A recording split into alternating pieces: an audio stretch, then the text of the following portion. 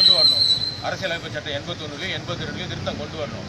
இவங்க இதை எப்படி எடுத்துக்கிறாங்கன்னா 2026 மக்கள் தொகை கணக்கெடுப்பு நடத்தி மக்கள் தொகை கணக்கெடுப்பு நடந்ததுக்கு அப்புறம் தான் இந்த திருத்தத்தையே கொண்டு வர முடியும். இன்னும் மத்திய அரசாங்கம் மக்கள் தொகை கணக்கெடுப்பு நடத்துவதற்கான அறிவிப்பை வெளியிடல. அதே மாதிரி தொகுதி மறுவரை நம்ம பண்ண போறோன்ற கணக்குமே வெளியிடல. இப்படி இருக்கின்ற ஒரு சூழ்நிலையில் மாண்புமிகு பாரத பிரதமர் மோடி அவர்கள் இதை வெளியிடாத ஏதோ பாராளுமன்றத்தை 888 சீட்டு கொண்ட பாராளுமன்றம் கட்டிவிட்டார்கள் என்ற ஒரு காரணத்திற்காக இவர்களா ஒரு இமேஜ் கற்பனையில் கொண்டு இந்த மாதிரி வந்து விடுமோன்ற கூட்டத்தை கூட்டியிருக்காங்க. நாங்கள் எப்படி பார்க்குறோம்னா இன்றைக்கு ஆளும் அரசின் மீது இருக்கின்ற அசாதாரணமான சூழ்நிலை பல்வேறு குற்றச்சாட்டுகளை மறைப்பதற்கு இந்த கூட்டம் கூட்டப்பட்டதாக தான் நாங்கள் பார்க்குறோம். சார், இப்போ இதே போல ஏற்கனவே ஒரு முறை கடந்த 2000 காலகட்டத்திலேயும் 25 ஆண்டுகள் தள்ளி வைக்கப்பட்டது. மீண்டும் அதே போல தள்ளி வைக்கலாம் அப்படின்ற ஒரு ஆலோசனை வலியுறுத்தி தமிழ்நாடு முதலமைச்சர் முன்வைச்சிருக்காரு. அதை எப்படி பார்க்குறீங்க?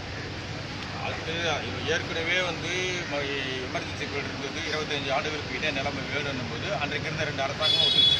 அதே மாதிரி இன்று இருக்கின்ற சூழ்நிலை மாநில முதலமைச்சர் அந்த கோரிக்கையை வைக்கலாம். அதை ஏற்றுக்கொள்வதும் ஏற்றுக்கொள்ளாமல் இருப்பது மத்திய அரசு. இப்போ எல்லாருக்கும் அதை எதிர்பார்க்குற மாதிரி தென் மாநிலங்கள் எல்லாமே என்ன எதிர்பார்க்குறாங்கன்னா தங்களுக்கு என்ன கிடைக்கும், எவ்வளோ நாடாளுமன்ற உறுப்பினர்கள் அந்த 888 இப்போ ஒரு பார்க்கலாம். இப்போ 7.8 ரேஷியோ சொல்கிறாங்களா. இப்போ எங்களுக்கு 39 பாராளுமன்ற உறுப்பினர்கள் இருக்காங்க.